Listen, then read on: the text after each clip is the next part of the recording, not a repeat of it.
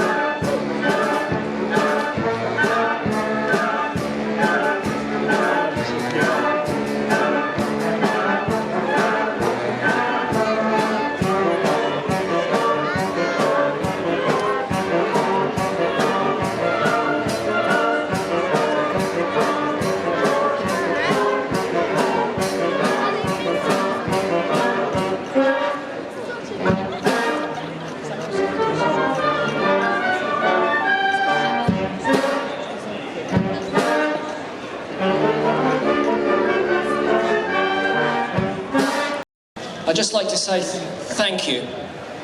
Thank you to the public for showing respect for our revenants. Much appreciated. Thank you very much.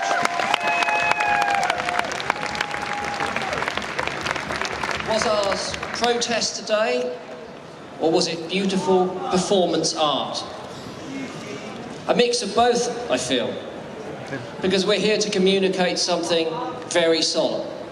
Ours has been a faux funeral for nature. Now, not all of you will have your finger on the pulse of the natural world in the way that Megan and I do, and perhaps many of you do too. But I don't need to tell you, because you watch the TV and you look at social media, that our nature is in a desperate situation.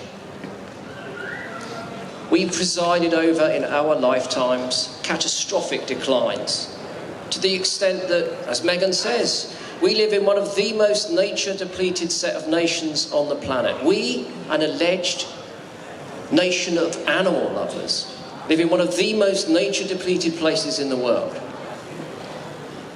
One of the things that motivates me to join Extinction Rebellion, the Red Rebels, and all of the other artists and protesters today is tragically guilt.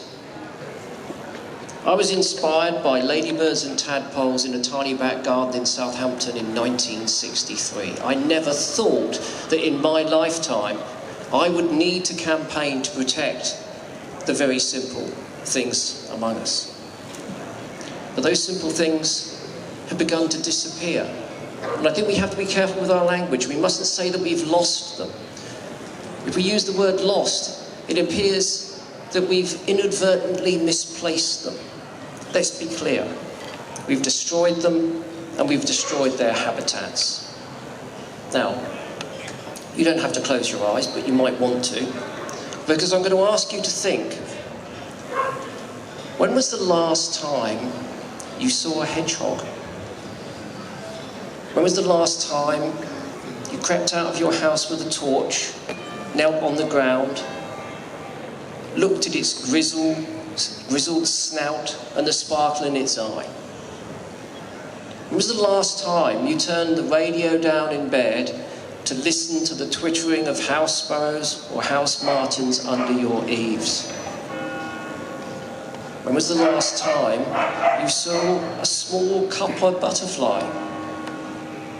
Did you kneel down and creep up to it to admire that beautiful, burnished, metallic sheen on its wings?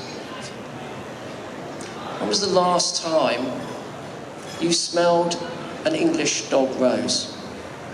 When was the last time you stopped in a hedgerow and pulled that towards you so you could get that scent? Because maybe those things have just slipped away. Maybe they're no longer part of your life because they're no longer part of our communities. And there is the tragedy. That's the tragedy that's brought us in black to the streets of Bath this afternoon. And our mission here is to strike fear into our own hearts. Do we really want to preside over a real funeral for nature? Now, as a pragmatic biologist, I can tell you that whatever we do to this planet, life will continue to prosper. We've had mass extinction events in the past.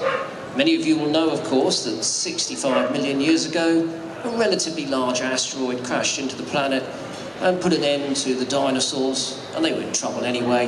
And if that hadn't happened, we wouldn't be here. Mammals would never have got their chance. So if we extinguish ourselves and we extinguish most of other life on this planet, it will bounce back, and it will be just as diverse and perhaps even more beautiful than the life that we've had. But there's a difference, isn't there? That was a mass extinction event precipitated by external forces. What we're presiding over is a mass extermination event because we are perpetrating it.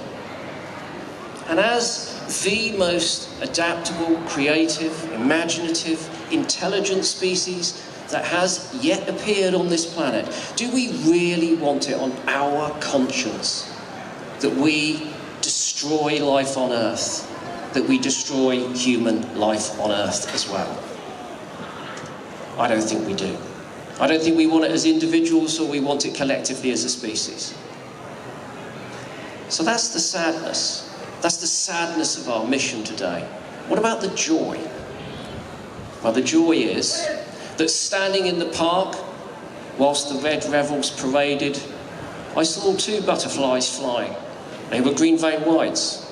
One was a male, and the other was a female, I think, because it was being pursued by the first. A little bit of biology, a little bit of mating in the undergrowth. If only Sir David had been here, he would give a hushed commentary over the sexual antics of the Lepidoptera. We have the capacity to make a difference. All is not lost. It's damaged but not lost. Because whilst we've charted the declines of these species and their disappearances, we, the conservation movement, the ENGOs, the RSPB, the Wildlife Trust, Natural England, all of those people, the scientists, the volunteers, the naturalists have been out there doing what they've needed to do. And they have put together a portfolio of means which can restore, repair, recover and reintroduce. I live in the south of England. I got into birds when I was 12. I flicked through the pages of my bird guide, and the idea then in 1970 that I would see osprey and white-tailed eagle in my garden would have been unthinkable. And yet I've seen osprey and white-tailed eagle, albeit flying over my garden. That's testament to the fact that we can make a difference. We can make a difference. Notice the word that I'm using as the prefix. We can make a difference. They haven't made a difference. We cannot rely upon them, whoever they or them are. That's why we're here, because we've had that portfolio of means, but we've not rolled them out broadly enough, and we've not rolled them out rapidly enough. It's down to us to make that difference. And every single one of you has the capacity to empower yourself to do so.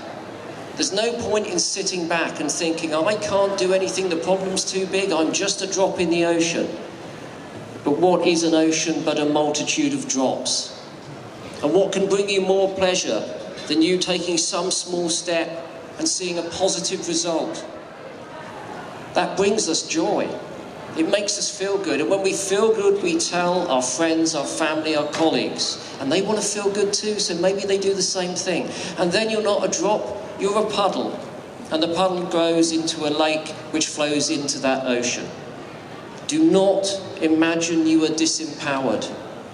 This is the time when our species has to reach its zenith. You may think landing on the moon was a big deal. You may think winning the World Cup in 1966 was quite a big deal. My father did.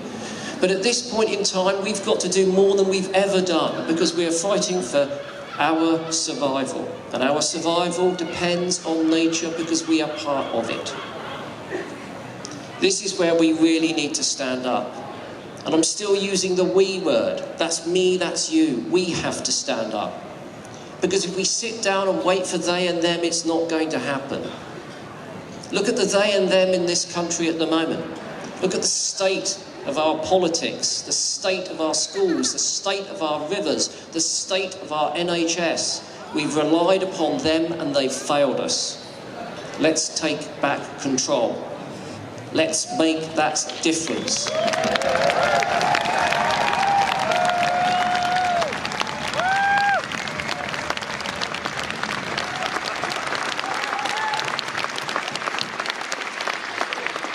So here's your simple challenge. We are one species on one planet with one big problem. This is our last one big chance to sort it out. You don't want to not try to sort it out, because if you live just long enough and you're dying slowly, a young person might come up and tap you on the knee and they might say, what did you do when you really needed to act? And if you can't look them in the eye and said, I did everything I could, that will be more than painful for you. You do not want that moment. I do not want that moment. We do not want that moment. Please, set your alarm clocks 5 minutes earlier tomorrow. Spend that 5 minutes thinking on how you can make a difference. Because it's not a case of what our wildlife can do for us at this point. It's what we need to do for our wildlife and our life. Thank you very much.